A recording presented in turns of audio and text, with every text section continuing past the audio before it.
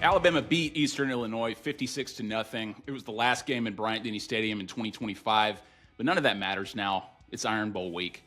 May God help us all. Welcome to Beat Everyone. I'm Ben Flanagan with AL.com, and a lot to cover, obviously, with the Iron Bowl, with all the playoff stakes, to recap Eastern Illinois if we really want to, but can't think of anybody better to talk to right now than our guest today. You probably already follow him at the Real Cruz Ox.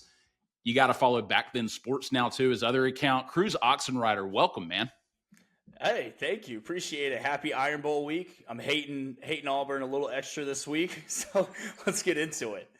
When the clock hits zero, man, even before that in these cupcake games, right? It's like Iron Bowl week for 2 weeks with Alabama. You know, we're going to get to Iron Bowl in just a few minutes, but obviously they just played a game. We want to focus on the now. And I want to ask you first about Ty Simpson. It's 7 straight games now, Cruz, where Ty Simpson has had a turnover. This is the longest streak for any Alabama player since 2004. I mean, more than 2 decades at this point. He threw 2 interceptions against Eastern Illinois. One was a Hail Mary to end the first half, and one I have no idea what he saw over the middle. I mean, Ty gets sacked a lot, too. He was a Heisman front runner earlier this season. He's disappeared for that conversation. I mean, big games against Auburn and potentially in the SEC championship, that could launch him right back into that conversation. But what's your DEFCON level with Ty right now? How worried are you? Like on a scale of 1 to 10, I'm probably like a 4 right now. I honestly genuinely think he got banged up pretty well in that Oklahoma game. He got hit a lot. He took some shots in that game. Look, Ty is, if you watch the beginning of the season, especially like Georgia and Vandy and all these games, like he was surgical. But Ty makes some throws where you're like, I think he trusts his arm a little bit too much sometimes. I will say, so the first interception, went back and watched it. The guy who caught it jumped out of the gym. I don't think they're on the scouting report this guy had that high of a vertical. So it was like kind of one of those things where I'm like, okay, that was just a great effort on his part. But I mean, he also made some throws where I'm like, okay, that should have been picked. And against better competition, it probably does get picked.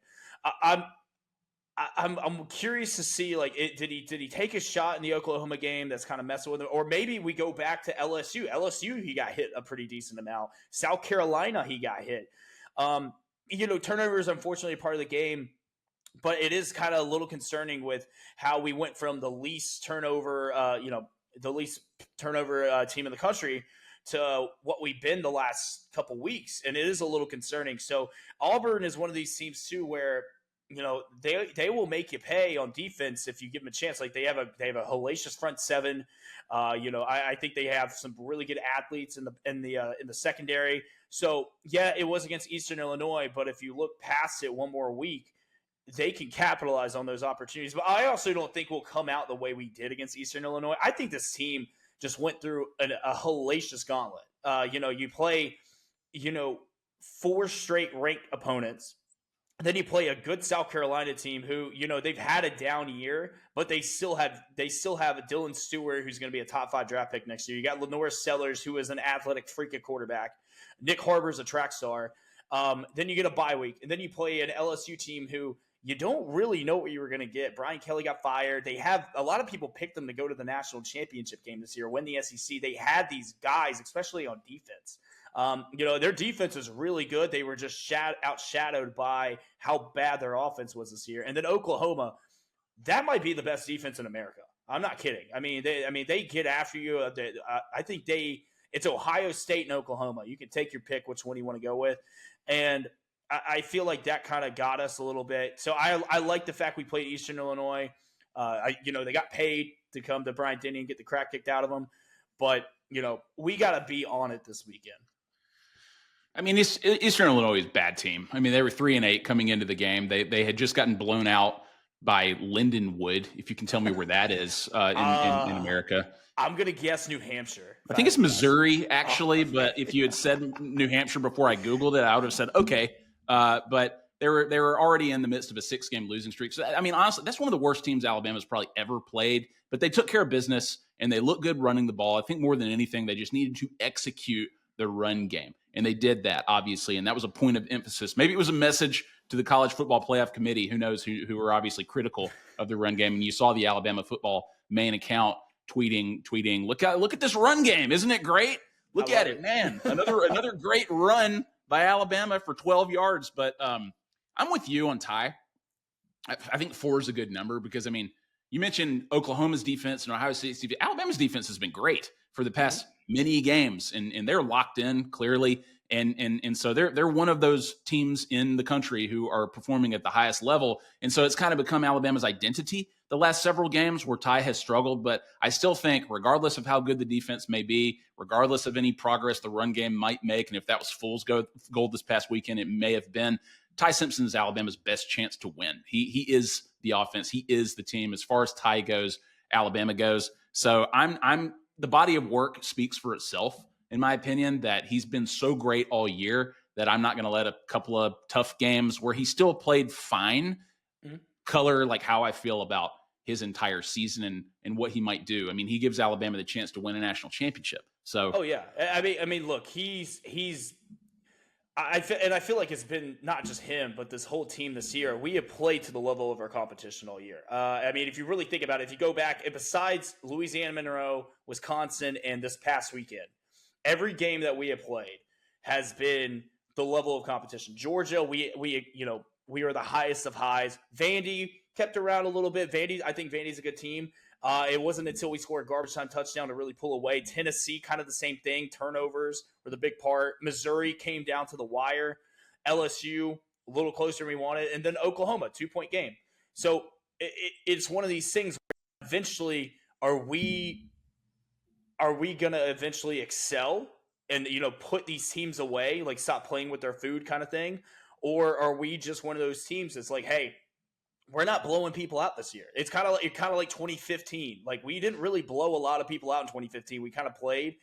We played good defense, didn't turn the ball over, and then we made teams beat themselves, which is kind of what Georgia did, kind of what Vandy and Tennessee did in Missouri. So I'm curious to see. And look, if there's a team that can beat themselves, it's Auburn. Yeah, for sure. Before we get to Auburn, and I want to talk about Connor Talty. And we all know what happened against Oklahoma. Obviously, he misses a 36-yard field goal attempt to close the first half. Snap was high. The holder did get it down. Talty misses it, chews out his teammate on camera. He comes out against Eastern Illinois. He misses a 28-yarder. Fans boo him. And let me stress that the entire stadium, it was so loud that it felt like the entire stadium, but the majority of the booing was coming from the student section. Let's be real about that. And then whenever he comes out for an attempt, they boo him. And they cheer sarcastically when he makes an extra point. So really ugly stuff, to be honest. I mean, it's not a good look. But DeBoer backed him up in the postgame presser. Some players have since posted support of him. Cruz, what do you think about the Talty thing right now? I mean, it's a tough situation. Look, I wasn't a massive fan of the way he acted in that field goal against Oklahoma. I wasn't. No. Like I get it. Like, you're mad, dude. That's locker room stuff. Like that's like that's behind closed doors. Like I know, like, sometimes like the heat of the moment gets you, but like, he got the snap down. It was a chip. It's not like he's missing like 48-yard field goals. He's missing extra points. Like, I mean, that's the thing. Even this week, I mean, these are the little things that will come back to bite you when you need it the most. So, like, if the field goal comes down, if it comes down to a field goal in Auburn, I'm going to be on the edge of my seat because of this kid. Because I looked at his stats, he hasn't missed an extra point all year, knock on wood. And then he's been decent from like the 35 to 45 range. He's been decent. He hit I believe a 48-yarder this year. So he's not a bad kicker. He's just inconsistent with almost the practice stuff. Like, he's going through the motions. Now, as far as the booing goes, I'm not the biggest fan of it, but I know I can kind of get where our students are coming from because they just didn't love. A lot of people too did not love the way that things were handled with our long snapper. And our long snapper is a fan favorite. For those who don't know, he's got a following. He's well known, and that was kind of like one of the things. I don't agree with just openly booing the kid. I mean, I cracked a joke on Twitter saying maybe the long snapper should yell at him this time. Like, that's a joke. But the booing from the fans, I mean, look, it's not helping or solving anything. If anything, it's just making it worse. But I do love the fact, though, when he walked out on the field, he cracked a smile and he started laughing. I'm like, that's kind of psychopath energy. And I like that. I like that DeBoer had his back. I like his teammates had his back. I just need him, to step it up a little bit. Now, like I said, he's been a good kicker between 35 and 45 yards. He's been good there. That's where I need you. But when it comes down to that chip shot stuff, I need that to be like that. No questions asked. I don't want to feel like I'm back with Papadakis or whatever his name was kicking Papanakis in the Natty. I don't need that kind of anxiety again. Andy Papanastis, is that who you're talking about here? There you go. Yeah. Chip shot. I mean, I've tried to block him out of my mind. Yeah, well, success. Look, Connor Talty is 11 of 18 with field goals this year. You mentioned 40 of 40 or 100% from PATs, and that's great. 11 of 18, 61% kicking. He ain't going to win the Lou Groza award, right? But you're right. I mean, between 40 and 49 yards, 5 of 8. Between 30 and 39, 4 of 5. Between 20 and 29, 2 of 4 at this point. So you don't know what's going to happen when he trots out there. You really don't. And honestly, I think at this point, even though DeBoer is expressing public support for him, and that's good to see, and that's what you want, I see Alabama going for it on fourth down more often than not. I mean, we've gone for it on fourth down more than I can ever remember in a season. I really do. Like I've seen it, like Missouri, for example. We went for it on 4th and 8, and luckily we got it. But I mean, we're going for it on fourth down a lot, and now you're starting to realize why. It's because, hey, we can either punt and put them, try and pin them, or we can try and keep this drive going. So it's making a lot more sense. I mean, this kind of game too. Look, Auburn's going to throw the kitchen sink at you, and they're going to do whatever they can to ruin our season. So I see us going for it a lot on fourth down, and it's only going to be like, unless it's 100% necessary, then we will kick. But I see us going for it more times than not against Auburn if it comes down to it.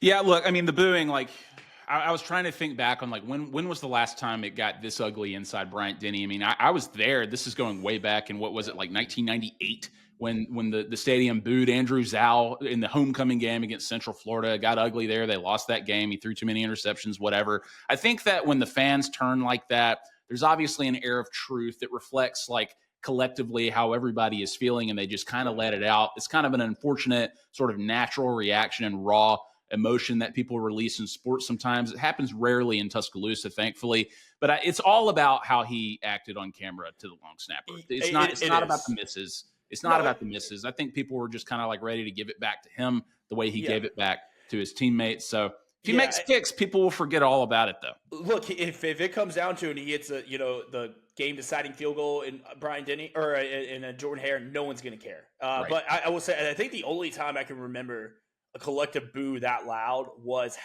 going into halftime of the Louisiana Monroe game in 2007. That was a bad one. Right. I remember that was actually, funny enough, that was my second Alabama game ever going there. So like the first Alabama game I ever went to was the 2005 Florida game. Urban Meyer's first year. I was on the wrong side that game. So I was, because a lot of people know this too on Twitter. Like, I grew up a Gator. Like I went to the University of Florida my freshman year and transferred. So like a lot of people kind of forget that. So I went to that game, and I think it was like 31-6, 31-3 or something like that. It was like Tyron Proto, first play of the game, just took the roof off. And then the second game I ever went to was my freshman year of high school in 2007 to Louisiana Monroe, and my friends take me, and I'm like, oh my God, this is brutal. My brother lived out of state at that point, and he told us, he says, look, I'm going to come back for a game this year, but I want to make sure it's a guaranteed win when I come. And he came for Louisiana Monroe. So that's the way that works. All right, well, it's the Iron Bowl. Let's move on. Let's face reality here. Cruz, there's an account that I've followed for years, this guy named Ascot Friday on Twitter. Yes. Who he has the best perspective on the Iron Bowl that I've ever heard. And if you'll indulge me, I want to read a quote. Then he shared this with me a few years ago. He says, quote, as this rivalry goes, they, meaning Auburn, get all the fun. We are miserable if we lose. We're relieved when we win. It's hard for me to remember being euphoric after the Iron Bowl was over. There's one or two examples of it that it was just a little bit better than just relief. That's where we top out. If it's just being relieved when the game is over, we survived it. Now we get to move on to the real goals of the season. They have a different take on the rivalry altogether. It's much more centered around that result, and we're just trying to survive it and get it over with. I never look forward to this game, end quote. Amazing stuff there. Cruz, Alabama, they're 5.5-point favorites at this point. The game is in Jordan-Hare. They've won the last 2 games there, Alabama, but it took a couple of miracles to get out of there alive. How do you feel about the Iron Bowl?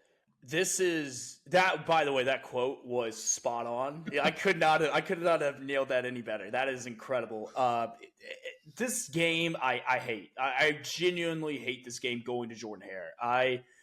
If it's in Tuscaloosa, it's a social event. Honestly, it has been. Like I was telling you, I've been to the last. God, I haven't missed a home Iron Bowl since. I didn't get to go to the one in 2020. So if you exclude that one, I haven't missed one since I was a student. So I love Iron Bowl week in Tuscaloosa. Now in Jordan, like in Auburn, it's like a war zone there. It's awful. I haven't been back since the kick 6. It's a place of nightmares. This game is going to. This game makes their season. This is literally like Auburn has a chance to do what they want to do all season, and that's ruin our season. Like we will go play in the Outback Bowl again if we don't win this. If we win, we go to Atlanta, then we have a shot at a bye in a playoff game. This game is it's a weird spot right now because they're if Hugh Freeze was coaching this game, I would not be nervous. But DJ Durkin is he's a wild card. I was watching the Alabama game and the Auburn game at the same time last week just to kind of see. I hope Deuce Knight doesn't play at all. Deuce Knight is electric. He's got a little bit of Kyler Murray in him as far as his ability to run the football. Now throwing the ball, I feel good about our secondary enough to come down with some of those, especially because our defense is not Mercer. No disrespect to the Bears, but Auburn is, and you know this as well as I do, they will throw every single trick play, every single eye candy motion that you can possibly think of in order to win this game. And they do it every year. We're going to have to play our best game, our most disciplined game. No false start penalties as loud as it's going to be. No stupid unsportsmanlike conduct penalties. No beating ourselves. That's the main thing I'm looking for in this game is playing Alabama football. I need almost a level of discipline like the Georgia game. That's that kind of composure, that kind of leadership, that kind of mentality being hey, this isn't just another SEC game. This isn't just another Iron Bowl. This is our season. If we don't win this, we go home. And so that's the kind of mindset I'm looking for this week. I think Auburn is going to play with their hair on fire. And that's not necessarily always a good thing. I actually like Grubb and DeBoer to take advantage of their aggressiveness. So look for some screens to Jam Miller. Look for some wide receiver mid screens to Bernard. Look for a tight end screen to. Well, I don't know if Cuevas is going to play this week. Apparently, there's a rumor going around about a foot injury. So look for Caleb Williams, and then I like the Pritchett kid. Pritchett kid looks good too. Look for us to take advantage of some aggressiveness from that Auburn defense and play it into our hands. Offensively for Auburn, I'm not that worried. I think our defense can take care of them. The match, just don't let Cam Coleman beat you. That's the biggest thing. Now, I will say I cannot wait to watch the matchup between Dijon Lee and Cam Coleman. That's 2 6'5" bodies going at it all game. That's basically the equivalent of a college version of Calvin Johnson and Richard Sherman going at it for 60 minutes. I cannot wait to watch that matchup. Expect everything to go wrong is what you need to do when you go to Auburn. If they're the Alabama team that went to Georgia and executed that way, they'll blow them out. They should, right? And look, Alabama should beat Auburn. They stink. Auburn stinks. They're 5-6 going into this game. They've played a tough schedule. They gave Oklahoma and A&M and Georgia to some extent and Vandy. They gave them all tough games, but they lost 4 straight. They lost to an awful Kentucky team, 10-3. They fired Hugh Freeze. They've played 3 quarterbacks this year. Their hopes now hinge on a true freshman who dominated in a cupcake game. Let's have some perspective there. Oh, yeah. Their 5 wins are against Baylor, Ball State, South Alabama, Arkansas, and Mercer. Okay? So not a great resume. So what am I missing here? Why is Alabama only a 5.5-point favorite? Because history has a way of repeating itself. So we've seen this so many times. I mean, you can go back to let's do it. Let's go back to '09. I mean, we getting ready to play Florida in the SEC championship. Clearly the best team in the country. Went down to 40 seconds left thanks to Greg McElroy and Roy Upchurch. Then you go back the next year, 2011, two defending national champions in Alabama and Auburn. That game wasn't exactly a give me away game until we took away in the second half.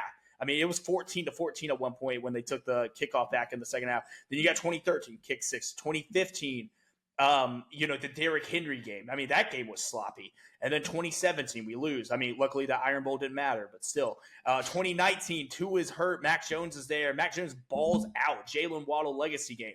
Two, the most ridiculous pick six you ever seen. They're somehow getting a field goal off with a second left. The doink off the side. I mean, 45-40. And then of course, the two that we come away with. I mean, we were so much better than them in 2021 with Bryce. And then that takes a legacy drive by Bryce Young, Heisman level drive to go 97 yards.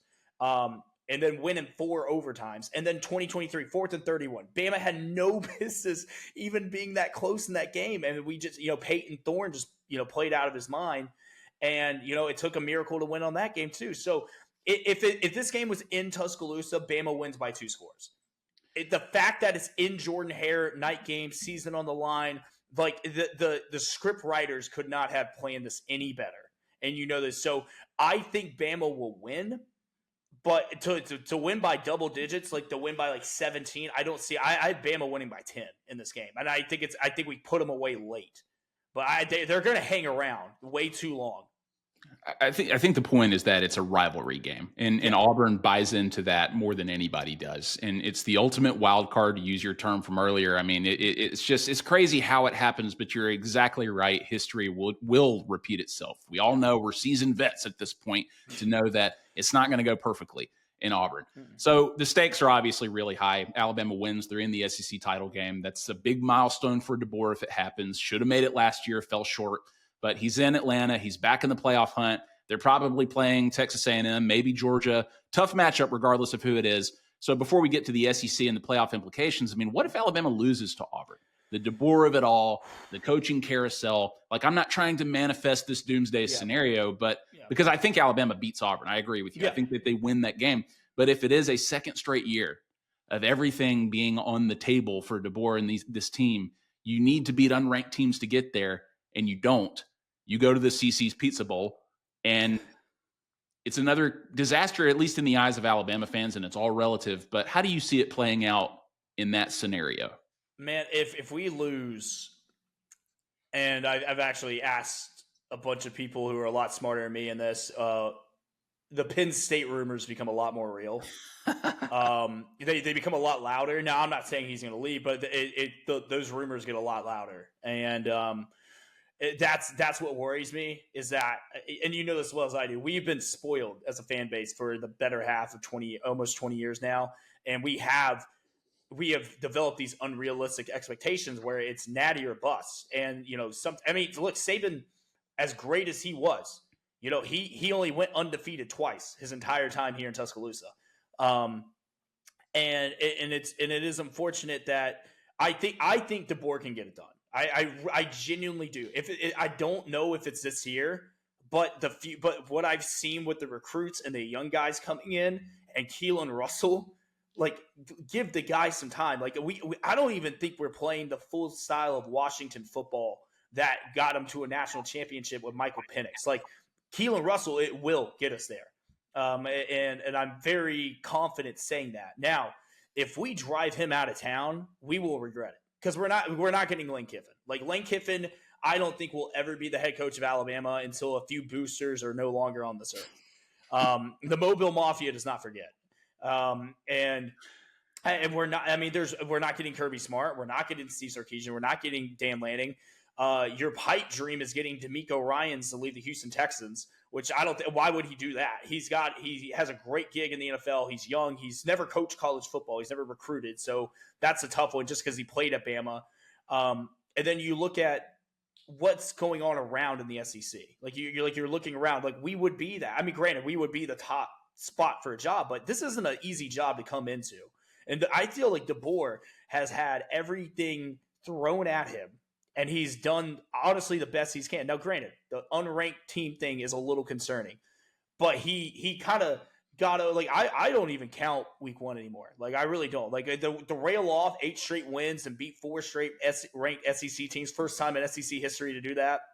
You go to Georgia in their 30-game winning streak. You got a redemption against Vandy. You got a redemption against Tennessee. Oklahoma, yeah, it stung, but Oklahoma's a playoff team who's probably going to mess up someone else's season as long as they don't blow it this week against LSU. I think he will be fine. I think his hot seat will be inferno level bad if it does happen, because this team is too talented not to be a playoff team.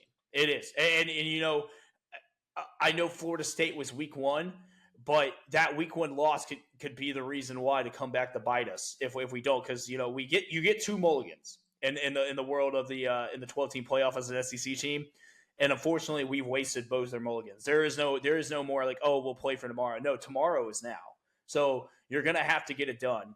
But man, the more I think about it, DeBoer at Penn State makes a lot of sense. It does. And then you know what the worst part is a lot of our recruits would go to him, and he would take Courtney Morgan, he would take Grubb, he would take he might even take Womack. He'd take Keelan Russell. He'd take a lot of these guys with him. So it's not like we're just losing him.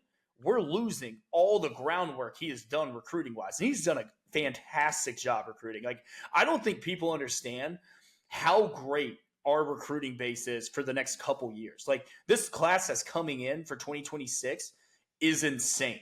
Like, I think we have the most 5-stars in the country committed to us. We have the number 1 linebacker, number 1 safety, number 1 running back. We have guys. Number 1 or 2 wide receiver. I think number 2. The future is like, this is like a Saban 2008 level recruiting class. That kind of basis, that kind of foundation coming in next year. So I feel like I would be very disappointed, but I can see the light at the end of the tunnel. So the Penn State chatter is interesting because plenty of credible reporters say that there's nothing to it, right? Mm-hmm. And the weird thing is that DeBoer has just kind of never left that conversation, the Penn State job. And it's just, and he hasn't publicly said anything about it yet. Nobody's, given him the chance to, and we'll see if that happens. But, we see conspiracy theories everywhere. You mentioned Lane Kiffin waiting for the Alabama job to open up during all this mess. It's all a bunch of BS until it isn't, right? And you never really know how this carousel is going to shake out. You got Jimmy Sexton pulling the strings out there. So we won't know until we know. But very interesting take on DeBoer to Penn State potentially. I think it would set Alabama back years if that happened. It'd be devastating. Yeah. It really would. I think the only way you could survive him leaving would be somehow stealing Kirby, Sark, or Lanning, and that's not happening. Or the Hail Mary, Saban come back to coaching, and don't do it at LSU, right? Yeah, and don't think it's going to happen. I think he's pretty comfy. I think we have a better chance of getting Bill Belichick to go to Alabama. No. Yeah, exactly. No. I'm okay with that. I am more than okay with that. Yeah, no, not interested. All right, last couple of things here. The playoff obviously is huge here, especially with the Auburn game. People have done the math for us from our friend Nick Kelly at AL.com. Alabama's chances of making the playoff per ESPN playoff predictor: a win over Auburn and a win in the SEC championship game, 100%. You're in. A win over Auburn and a loss in the SEC championship game, 59%. So better than 50-50 odds there. You lose to Auburn, 2%, you're probably out. So basically, you got to beat Auburn, and you have to win the SEC title game. The SEC title game loser did make the playoff last year. A few conference runners-up did make the playoff last year, but they all had 2 losses. Alabama would have 3. Cruz, what's your anxiety level with the playoff committee in all these scenarios? It's high. It's about like an 8 out of 10, maybe a 9, because I've seen the president they've set with Notre Dame. They want Notre Dame in so bad. They want Miami in so bad. They want Bama in, but they're giving Bama absolutely no leeway, and they're doing it mainly for 2 reasons. One, I think ratings, because let's be real. If you leave Bama out again, like the the social media will just explode on that. Now, Notre Dame, I genuinely just don't get. I really don't. I never have. The two good teams that they played this year, they lost to, and then two of their ranked wins are no longer ranked. Like USC will probably fall close to out of the top 25, Pitt out of the top 25, but they just beat Georgia Tech. So, maybe they might have that. But I'm not impressed with you beating Boise, Air Force, Boston College. I'm not impressed with that. Bama, yes, they have two losses, one really bad week one loss, but they also have four ranked wins in the toughest conference in America. Miami, they literally beat you head to head, and you can't dispute that. And I thought they beat a really good group of five team in USF, who gives a lot of people nightmares. If Bama wins Auburn and they lose a close one in Atlanta, I still think they're in. I don't think you can penalize a team that literally played an undefeated team, probably going to be, if they win, the 2 seed behind the winner of Ohio State, Indiana, and you play them in a really close game on a neutral site. I don't think you can penalize them that much. They'll probably make you the 11 seed, maybe the 10 seed. But I just don't see a scenario where they actually keep you out for playing in a conference championship game. If they do, that's gonna open up a whole can of worms for this committee for the next year. I mean, it was like the one thing last year with SMU and Boise State, like in Arizona State, they shouldn't have got first round buys. Hell, you can make a case like a 3-win loss Clemson team made the playoffs last year. Granted, they beat SMU, but they had 3 really bad losses. So if you want it should be the 12 best teams, not most deserving. The 12 best teams. Alabama is one of the best 12 teams, and you can even say 11, because if you're going to give it to the group of 5 team, which right now I believe is Tulane, if I'm not mistaken, and which I think Tulane's a good program. I think John Summerall has done a fantastic job there. But if Bama goes into Atlanta, they lose. Let's just say they lose a touchdown game to A&M in a shootout. You're gonna penalize them for that. Your two losses in the SEC in conference play are Oklahoma, who arguably has the best defense in America, who they lost to by 2, and Texas A&M, who has probably, I would say, a top 5, top 3 most explosive offense in college football as well. Look, man, even if they beat Texas A&M in a shootout in the SEC game, if they don't run the ball well in that game, then I could see them falling out and being on the outside looking in. Great perspective there, Cruz. Last thing, because I know you're an NFL fan. You're posting all day yesterday on an NFL Sunday, and you weren't really taking the Saints game very well, which is understandable. But you and everybody else reacted to Jahmyr Gibbs and the Detroit Lions. Just an unbelievable day. Cruz, my favorite thing to do whenever Gibbs goes off is search Bill O'Brien online, and it never fails. Here are some of my favorites. Put Bill O'Brien on trial. Every week I hate Bill O'Brien more and more. Bill O'Brien is the dumbest man alive. We will never forgive Bill O'Brien. We had both Gibbs and Bryce in the backfield, and Saban let that terrorist Bill O'Brien call plays. Just a few more here. Bill O'Brien should be charged with capital offenses. Bill O'Brien, the only person who's ever been able to stop Jahmyr Gibbs. Cruz, how do you look back on the Bill O'Brien years? Oh, my God. I'm going to be honest. I probably drank a lot more than I should have watching those games. Look, Bill O'Brien is – and they are Bill O'Brien defenders. But here's the thing. They look at stats. They look at numbers. They look at he averaged 40. Oh, he did this. No. Bryce Young averaged 40. Jamison Williams, John Mechie, and Jahmyr Gibbs averaged 40. He did not. If you go back and you watch the games and the big games, like I'm talking, you can even go back and watch 2021 Florida, and we go up 21-0, and then it's almost like he forgot how to coach, like the offensive play calling. Like, okay, we clearly cannot run the ball right now because B-Rob had like a leg injury like early in that game, and we just couldn't really get it going. And just like pure stupidity, like the Texas A&M game 2021. Hey, let's run the ball, or I'm sorry, throw the ball 4 times from the 2-yard line, and then it ends up getting intercepted in the end zone off a tip pass. Like, it's the little things like that. Tennessee in 2022.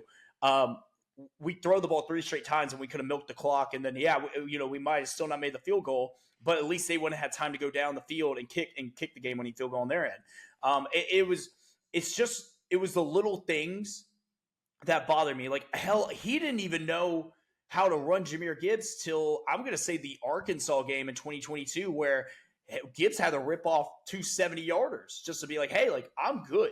Like, give me the ball.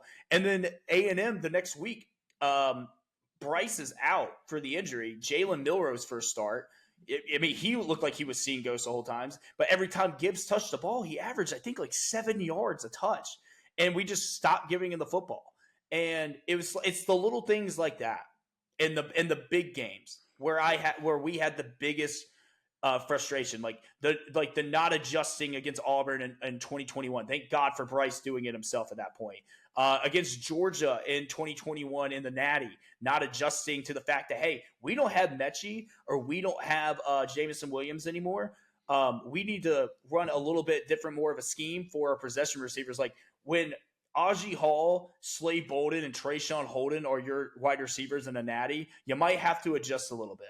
And Cameron Latu was our leading wide receiver in that game. Afterwards, he caught the only touchdown, and he had the longest reception. So it's things like that frustrate me, that people trying to defend him. It's not like, don't stat watch. Go back, watch the games, and it's all Bryce improvising. It's all Bryce making calls at the line. It's all Gibbs, like, just being a freak athlete. Like, that's what it is. And don't even get me started on Pete Golding. Do not even get me started. That's a whole other podcast series. Yeah, I figure I say the words Bill O'Brien, and it might incite some sort of reaction from you, Cruz. So, yeah, I'm telling you, people, if Jahmyr Gibbs even scores a 2-yard touchdown, search Bill O'Brien, and you will see. Yes, check you. So, he's Cruz Oxenrider. You got to follow him at The Real Cruz Ox. Check out at Back Then Sports, too. Cruz, we appreciate you, man. Let's do this again soon. Oh, I'd love to. Tell you what, we'll come around during playoff time after, we beat Auburn and we upset A&M, and we're talking maybe home playoff game. Maybe we got to meet up for a home playoff game in Tuscaloosa if we get one. Wow, positive mental attitude. I love it. There you go. Thanks, everybody.